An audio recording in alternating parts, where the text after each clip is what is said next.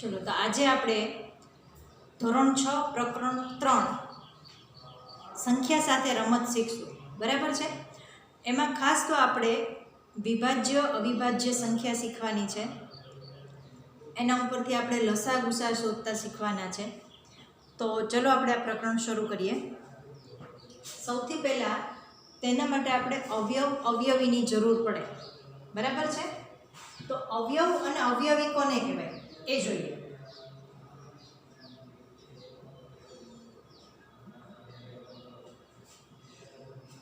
कोईपण संख्याना अवयव एटले शुं? तो के धारो के आपणे 12 लईए।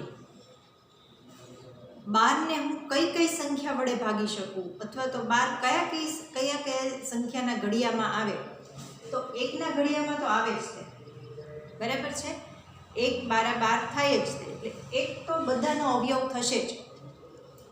पछी हवे धीरे धीरे 1 2 3 एम हूँ 12 सुधीनी संख्या लईश अने 12 कया कया घड़ियामां आवे ए चेक करीश।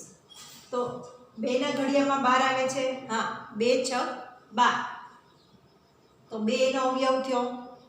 पछी 3 ना घड़ियामां 12 आवे छे तो के 3 चौक 12 એટલે 3 પણ એનો એક અવયવ થયો। 4 ના ઘડિયામાં આવે છે 4 તેરી 12 તો 4 પણ એનો એક અવયવ થશે। 5 ના ઘડિયામાં 12 આવશે નહીં તો 12 5 એક 12 નો અવયવ થશે નહીં। ત્યારબાદ 6 નો ઘડિયો લઈએ તો 6 ના ઘડિયામાં આવે છે 12। હા, 6 દુ 12 એટલે 6 એનો અવયવ થશે। પછી 7 ના ઘડિયામાં નહીં આવે, 8 ના ઘડિયામાં નહીં આવે, 9 ના ઘડિયામાં પણ નહીં, 10 માં પણ નહીં, 11 માં પણ નહીં અને 12 એકા 12।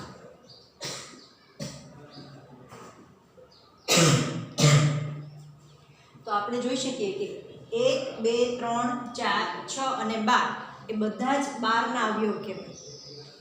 એમાં નાનામાં નાનો અવયવ છે એ 1 થશે અને મોટામાં મોટો અવયવ છે એ 12 થશે।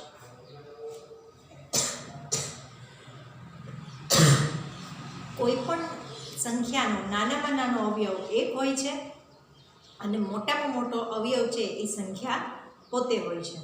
એટલે અહીંયા જો તો 12 નો નાનામાં નાનો અવયવ કયો? 1। 12 નો મોટામાં મોટો અવયવ કયો? તો કે 12 પોતે।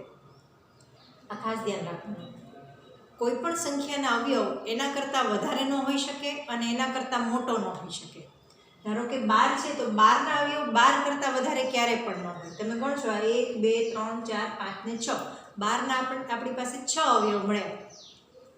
તો હંમેશા અવયવની સંખ્યા છે એ સંખ્યા કરતાં નાની હશે। 12 ના અવયવ 12 કરતાં ઓછા જ હોય, કોઈ દિવસ વધારે ન હોય।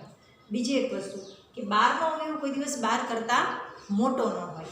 એટલે 13 14 15 થી અસંખ્ય સુધી આમાંથી કોઈ પણ સંખ્યા છે એ 12 નો અવયવ હોઈ શકે નહીં। એટલે બે ખાસ વસ્તુ યાદ રાખવાની છે। સંખ્યાના અવયવની સંખ્યા છે એ આપેલ સંખ્યા કરતાં વધારે ન હોય। એટલે અવયવો 12 આપ્યા છે તો 12 ના અવયવો 12 કરતાં વધારે હોય નહીં અને 12 કરતાં મોટો પણ ન હોય। બરાબર છે। હવે તમને અવયવ શોધવા હોય તો કઈ રીતે લખવા? એક આ રીતે પણ તમે લખી શકો। कदाच तमने याद न रहे। આપણે મોટી સંખ્યા લઈએ।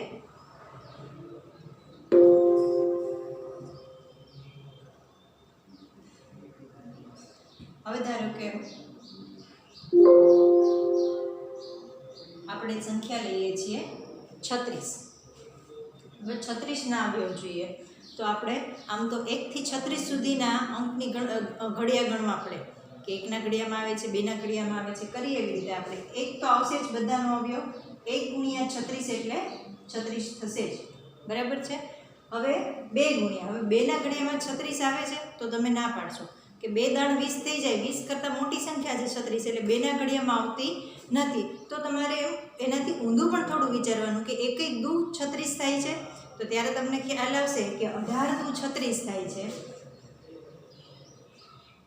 18 દુ 36 થાય છે। એટલે ખરેખર જોવા જઈએ તો 2 ના ઘડિયામાં 36 આવશે। 2 18 36 થાય। પછી 3 ના ઘડિયામાં જુઓ, 3 ના ઘડિયામાં 36 આવે છે એનો ખબર પડે તો એનાથી વિરુદ્ધ વિચારો। 1 તેરી 36 થાય છે તો તમે જોશો કે 12 તેરી 36 થશે। 12 13 36. તો આપણે કહી શકીએ 3ના ઘડિયામાં પણ 36 આવે છે.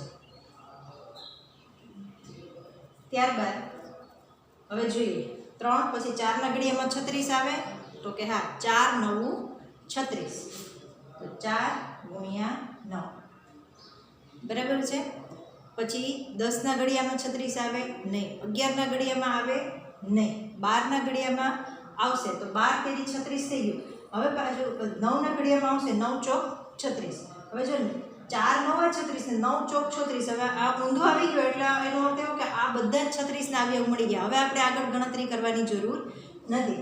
9ના ઘડિયામાં આવશે, 12ના ઘડિયામાં, 18ના ઘડિયામાં અને પછી સીધું 36ના ઘડિયામાં 36 આવશે. એટલે આ બધા જે મળ્યા એ આપણને 36ના અવયવ મળ્યા કહેવાય.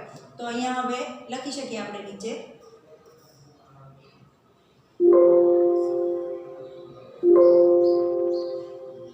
36ના અવયવ કયા કયા થશે. હવે આમ લાઈનમાં લખવાનું, અહીંયાથી આમ નીચે ઉતરજો. 1 2 3 4, 1 2 3 4. ત્યારબાદ હવે ઉપર ચડવાનું 9 12 18 અને 36. 9 12 18 અને 36 બરાબર છે. તો આ બધા જ આપણને 36ના અવયવ મળી ગયા. આમાં આપણે જોઈ શકીએ કે સૌથી નાનો અવયવ 1 છે અને સૌથી મોટો અવયવ છે એ 36 છે. અને અવયવની સંખ્યા 36 કરતાં નાની છે અને એક પણ અવયવ 36 કરતાં મોટો નથી. તો આ થઈ ગયા 36ના અવયવ અને આવી રીતે અવયવ શોધવાના છે.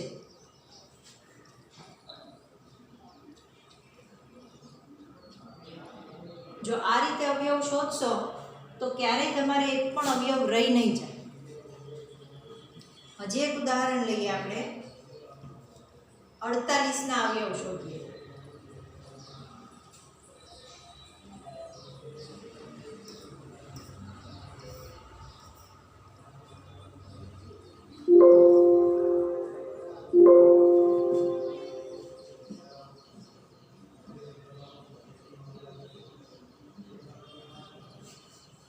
હવે 48ના અવયવ જોઈએ તો સૌથી પહેલાં તો 48 એકા 48 કે 1 ગુણ્યા 48 એટલે 48. એક તો બધાનો અવયવ થશે જ એટલે 48 એકા 48 કરી નાખવાનું. પછી હવે 2ના ઘડિયામાં 48 આવે કે નહીં તો આપણને નહીં ખ્યાલ આવે. તો 1 દુ 48 થાય કે નહીં તો પણ આપણને જો 20 કરતાં ઘડિયા મોટા નહીં આવડતા હોય તો આમાં ખ્યાલ આવશે નહીં. પણ જોવાનું કે આ સંખ્યા કેવી છે, બેકી સંખ્યા છે એટલે તમે એને 2 વડે તો ભાગી જ શકો. એટલે કે 2ના ઘડિયામાં તો આવે જ છે એટલે કે 2 ગુણ્યા. હવે ખબર ન પડે કે કેટલા દુ 48 થાય તો ભાગાકાર કરી નાખવાનો. 48 ભાગ્યા 2. 2 દુ 4, શૂન્ય આવી ગયો, ઉપરથી ઉતરા 8 અને 2 ચોક 8. શૂન્ય શૂન્ય આવી ગયા. એનો અર્થ એવો કે 24 દુ 48 થાય. તમને સીધું આવડી જાય તો એમ પણ કરી શકો, ન આવડે તો જો બેકી સંખ્યા હોય તો 2 વડે ભાગાકાર કરી નાખશો એટલે ખબર પડી જાય કે આ 2નો અવયવ થશે કે નહીં. બેકી સંખ્યા હોય એટલે બધી જ બેકી સંખ્યાનો અવયવ 2 તો થાય જ, યાદ રાખો. પછી 3ના ઘડિયામાં 48 આવે કે નહીં એ વિચારો. નહીં આવે તો ઊંધું વિચારો. 1 તેરી 48 થાય કે નહીં. જો 20 સુધીના ઘડિયા આવડતા હશે તો આવડશે તમને, પણ જો 20 સુધીના ઘડિયા નહીં આવડતા હોય તો કેવી રીતે નક્કી કરશો કે 48 ભાગ્યા 3 થાય કે નહીં. 48નો અવયવ 3 છે કે નહીં તો ફરીથી બાદબાકી કરી નાખવાની. 3 એકા 3, 1 વધ્યો, ઉપરથી ઉતરા 8, 3 6 18. શૂન્ય શૂન્ય આવી ગયા. એનો અર્થ એવો કે 16 તેરી પણ 48 થાય. તો અહીંયા હું લખી શકું 3 ગુણ્યા 16, 16 તેરી 48. હવે 4ના ઘડિયામાં 48 આવે કે નહીં એ જોઈએ. તો 4ના ઘડિયામાં પણ 48 આવશે. નો ખ્યાલ આવે તો ભાગાકાર કરો. 48 ગુણ્યા 4, 4 એકા 4 અને 4 દુ 8, 12 ચોક 48. ઘડિયા આવડતા હોય તો સીધું પણ કરી શકો. 12 ચોક 48. એટલે એનો અવયવ 12 પણ થશે. ત્યારબાદ 5ના ઘડિયામાં નહીં આવે 48, 6ના ઘડિયામાં તો તમે જોશો તો 8 6 48, 6 અઠ્ઠા 48 થશે. પછી 9ના ઘડિયામાં નહીં આવે, 10ના ઘડિયામાં 8ના ઘડિયા 6 ને 8 બેમાં આવી ગયું બરાબર. 9માં નહીં આવે, 10માં નહીં આવે, 11માં નહીં આવે, હવે 12 અહીંયા આવી જ ગયા છે. એનો અર્થ એવો કે હવે આપણને બધા જ અવયવ છે એ મળી ગયા છે. તો હવે આપણે 48ના અવયવ લખી નાખવાના.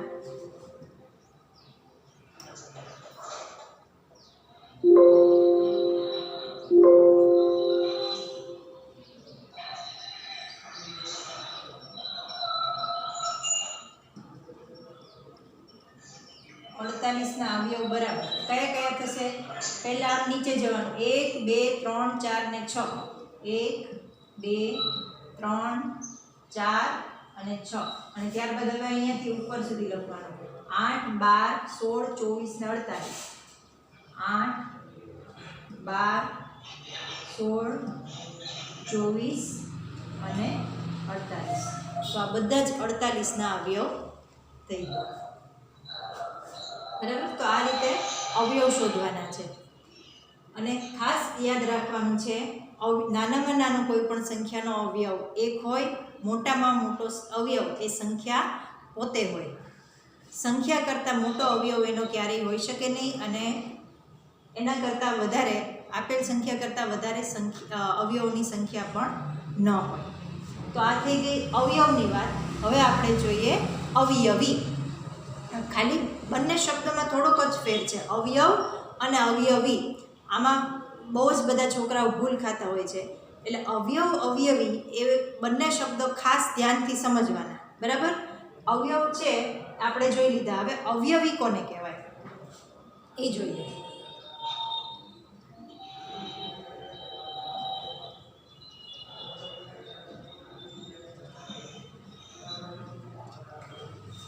અવયવી છે એ જે તે સંખ્યાનો ગુણિત છે બરાબર. ધારો કે હું એમ કહું 5ના અવયવી લખવા છે તો 5ના અવયવી કયા કયા થશે? તો કે 5ના ગુણિત બધા જ 5ના અવયવી થશે બરાબર. તો હવે 5ના ગુણિત એટલે ગુણેલી સંખ્યા. 5ને હું શરૂઆત કરીશ, એક સાથે ગુણું તો કઈ થશે? 5 એકા 5. એકથી આપણે શરૂઆત કરીએ.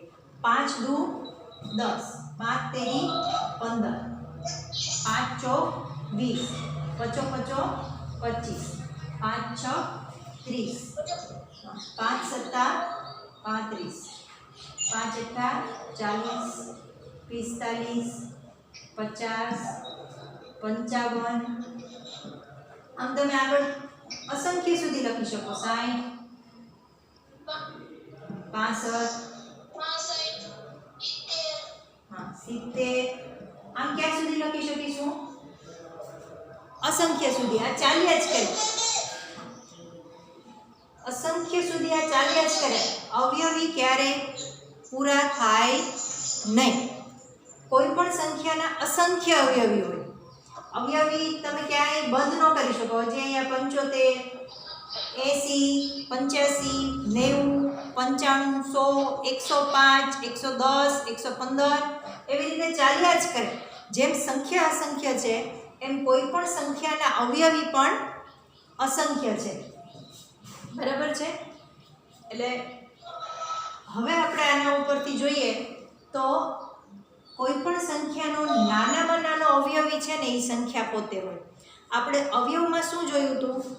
મોટામાં મોટો અવયવ સંખ્યા પોતે હોય, જ્યારે અવયવીમાં નાનામાં નાનો અવયવી એ સંખ્યા પોતે હોય. 5નો નાનામાં નાનો અવયવી 5 છે બરાબર છે. પણ 5નો મોટામાં મોટો અવયવ 5 થશે અને 5નો તમે મોટામાં મોટો અવયવી પૂછો કે 5નો મોટામાં મોટો અવયવી કયો, તો એ કહી શકાય નહીં, કારણ કે અવયવી અસંખ્ય છે. એટલે મોટામાં મોટો અવયવી ન કહી શકીએ. નાનામાં નાનો અવયવી છે એ સંખ્યા પોતે હોય. તો આ થઈ ગયા 5ના અવયવી. હવે એવી જ રીતે આપણે 11ના અવયવી જોઈએ.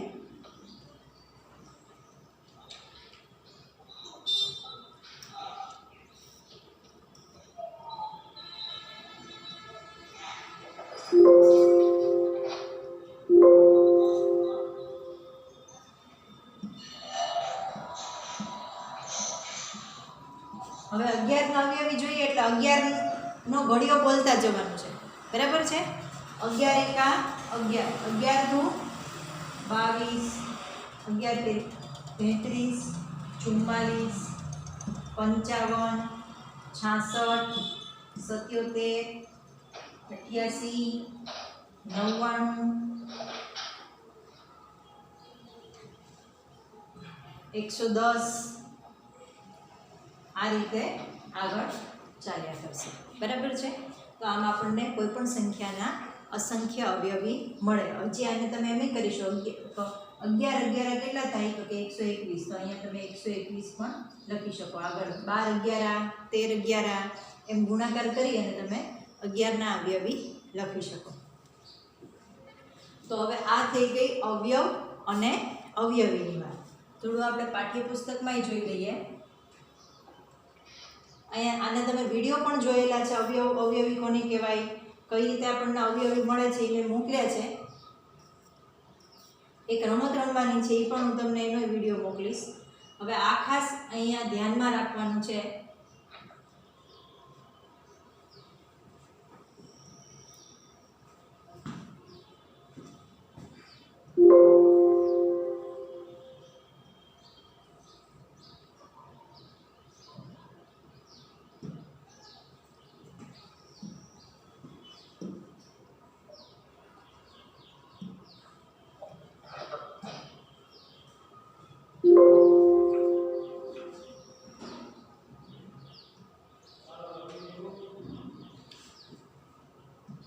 હવે અહીંયા જોઈએ તો ચાલો આપણે જોઈએ અવયવો અને અવયવી વિશે શું તારણ કાઢ્યું છે। આપણે અવયવી ભણ્યા તો એમાં શું તારણ નીકળ્યું અને ખાસ શું ધ્યાનમાં રાખવાનું છે। શું કોઈ સંખ્યા છે જે દરેક સંખ્યાનો અવયવ થાય છે? તો કે હા, એક એ એવી સંખ્યા છે જે દરેક સંખ્યાનો અવયવ છે। એટલે જ્યારે ક્યારેય તમને કોઈ અવયવ લખવાની વાત કરે ત્યારે કાંઈ ન આવડે તોય તમે એક તો લખી જ શકો, અને એ સંખ્યા પોતે એટલે ઓછામાં ઓછા 2 અવયવ તો કંઈ પણ વિચાર્યા વગર આપણે લખી શકીએ। ઉદાહરણ તરીકે 6 તો 1 6 6, 18 તો 1 ગુણ્યા 18 તો 18, અને ગમે ત્યાં સુધી તમે થોડી વધુ સંખ્યાઓ માટે પણ તપાસી શકો કે 1 છે એ બધાનો અવયવ થશે। પછી બીજી વાત શું છે, શું 7 એ પોતાનો અવયવ બની શકે છે? તો કે હા, 7 એકા 7, એટલે કોઈ પણ સંખ્યા પોતાનો અવયવ તો હોય જ છે, બરાબર। 7 એકા 7 એમ લખી શકાય છે। 10 અને 15 વિશે શું કહેશો? તો કે 10 એકા 10, 15 એકા 15, એટલે દરેક સંખ્યા છે એ પોતાનો અવયવ છે। અહીંયા પહેલા મુદ્દામાં શું વાત થઈ કે 1 છે એ બધી સંખ્યાનો અવયવ છે, બીજા મુદ્દામાં શું વાત કરી, બધી સંખ્યા પોતે પોતાના અવયવ છે। હવે ત્રીજો મુદ્દો જોઈએ। અહીંયા જો લખેલું છે, આપણે કહી શકીએ, આ તમે જોશો, આપણે કહી શકીએ છીએ કે દરેક સંખ્યા પોતાનો અવયવ છે। અહીંયા અંડરલાઈન કરવી હોય તો પણ કરી શકશો, દરેક સંખ્યા એ પોતાનો અવયવ છે। પછી ત્યારબાદ હવે ત્રીજો મુદ્દો જોઈએ।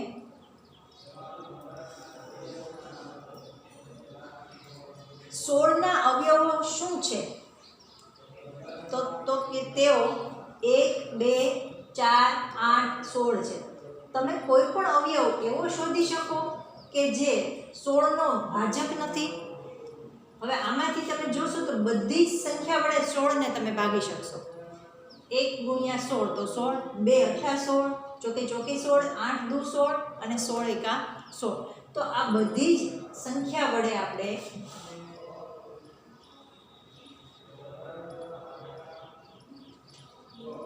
બધી જ સંખ્યા વડે 16ને ભાગી શકીએ। એટલે અવયવો વડે જે 16ના અવયવો હશે તો હું એ બધા જ અવયવોથી 16નો ભાગાકાર કરી શકીશ। 15ના બધા જ અવયવોથી 15નો સંપૂર્ણ રીતે ભાગાકાર થાય, નિશેષ ભાગી શકાય। 18 કહું તો 18ના બધા જ અવયવથી 18ને નિશેષ ભાગી શકાય, બરાબર છે। એટલે આનાથી આપણને શું ખબર પડે કે દરેક સંખ્યાનો અવયવ તે સંખ્યાનો ભાજક છે। ભાજક એટલે શું? તો કે એનાથી આપણે નિશેષ ભાગી શકીએ છીએ। દરેક સંખ્યાના અવયવો છે એ તે સંખ્યાના ભાજક છે। 15ના અવયવો 15ના ભાજક છે, 25ના અવયવો 25ના ભાજક છે, 42ના અવયવો બધા જ છે એ 42ના ભાજક છે. એટલે કે 42ના બધા જ અવયવો વડે તમે 42ને નિશેષ ભાગી શકો છો. આ એક ખાસ મુદ્દો ધ્યાનમાં રાખવાનો છે. પછી છે કે 34ના અવયવો શું છે? તો કે 34ના અવયવો આપણને કીધા છે કે 1, 2, 17 અને 34. આ પૈકી સૌથી મોટો અવયવ કયો? તો કે 34. અન્ય અવયવો જોઈએ 1, 2 અને 17 એ 34 કરતાં નાના છે. આ બાબત આપણે જો 64, 81 અને 56 વડે ચકાસીએ તો 64નો મોટામાં મોટો અવયવ 64 જ હશે. 81નો મોટામાં મોટો અવયવ 81 જ થશે. 56નો મોટામાં મોટો અવયવ 56 જ થશે. એટલે કહી શકીએ કે દરેક અવયવ આપેલી સંખ્યા કરતાં નાનો અથવા તો બરાબર હોય. કોઈ પણ સંખ્યાનો અવયવ છે એ એના કરતાં નાના હોય અથવા તો એ એના બરાબર હોય. એટલે કે સંખ્યા પોતે હોય.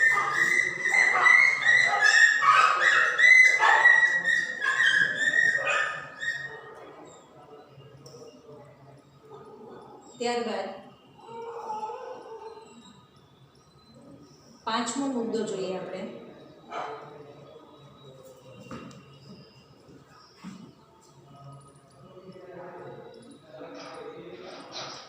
તો કીધું છે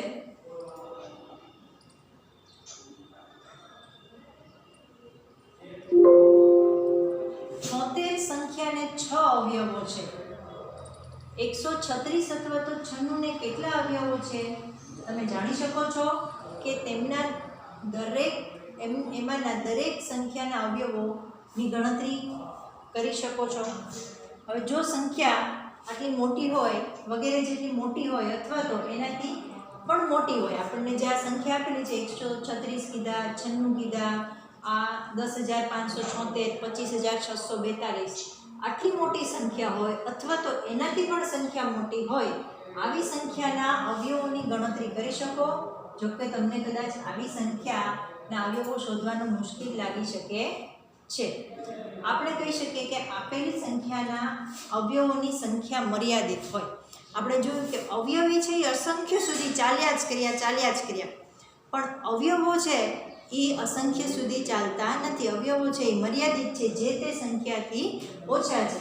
આપણને અહીંયા કીધું તો આપણને ખબર ન પડે કે 136ના કેટલા અવયવ છે. આપણે મોઢે ગણતરી કરીને ન કહી શકીએ, પણ એટલું તો કહી જ શકીએ કે 136ના અવયવ છે 136 કરતાં ઓછા હશે, વધારે નહીં હોય. 10,576ના અવયવ છે 10,576 કરતાં ઓછા હશે, વધારે નહીં હોય.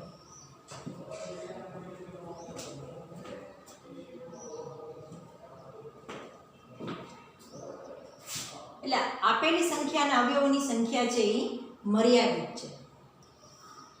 ત્યારબાદ 6મો મુદ્દો જોઈએ. 7ના અવયવી શું છે? દેખીતી રીતે આપણને ખબર છે કે અવયવી છે એ 7 × 7 = 7, 7 × 3 = 21, 7 × 4 = 28. બરાબર છે? તમને મળશે કે આ દરેક અવયવી 7થી વધારે છે અથવા તો બરાબર છે. દરેક અવયવી છે એ 7 કરતાં મોટો છે. એટલે હંમેશા યાદ રાખવાનું કે દરેક સંખ્યાના અવયવી તે સંખ્યા કરતાં વધારે અથવા તો તેને બરાબર હોય છે. સંખ્યા પોતે હોય અથવા તો એના અવયવી છે એટલે એની કરતાં હંમેશા મોટા હશે, વધારે છે.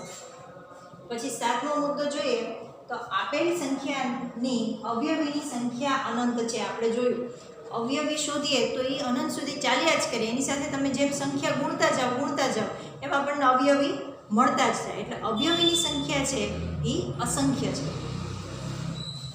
અનંત છે. પછી 8મો મુદ્દો છે દરેક સંખ્યા પોતે પોતાનો એક અવયવી છે. 7 છે તો એ 7 પોતાનો અવયવી છે. 15 છે તો 15 × 15 કરશો એટલે 15 એનો અવયવી થશે જ. 50 × 50 કરશો તો 50 છે એ પોતાનો અવયવી થશે જ. એટલે દરેક સંખ્યા છે એ પોતાનો અવયવી છે.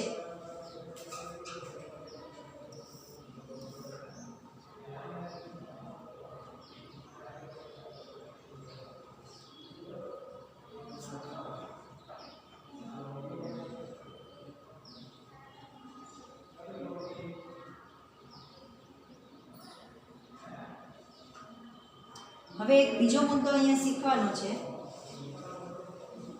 અહીંયા તમે જોશો તો 6ના અવયવો છે. કયા કયા? તો કે 1, 2, 3 અને 6.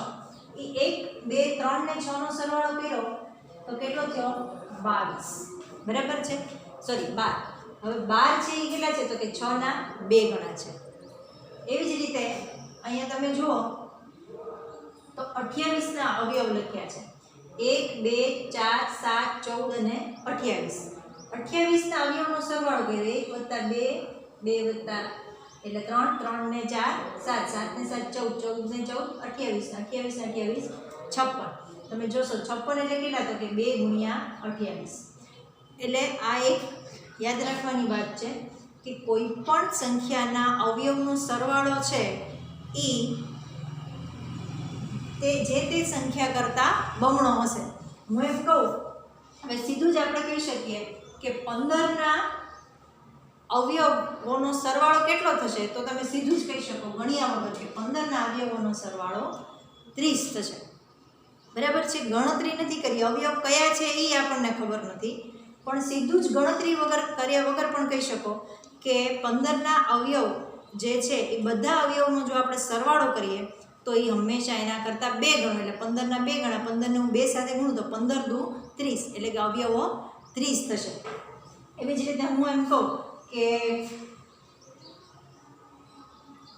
14 ના અવયવોનો સરવાળો કેટલો થશે તો સીધું જ આપણે કહી શકીએ 14 × 2 એટલે કે 28 બરાબર છે તો 14 ના અવયવોનો સરવાળો 28 થશે એટલે આવું કંઈ તમને પરીક્ષામાં આપી શકે